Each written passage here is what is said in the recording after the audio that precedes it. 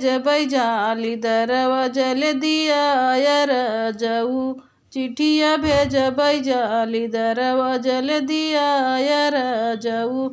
तोहरे मम्मी जी का बोली हमरे लगे करेज गोली।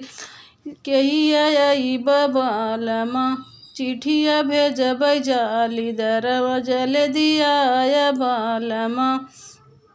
तोहरी भाभी जी का बोली हमरे लगे कर जे गोली जल्दी आया रजऊ। चिट्ठिया भेजबै जाली दरवा जल्दी आया रजऊ। तोहरे भाभी जी का बोली हमरे लगे करे जे गोली दिया रजऊ।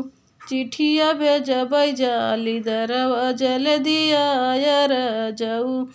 तोहरे बहिनी का बोली हमरे लगे करे जे गोली जल्दी आया रजऊ।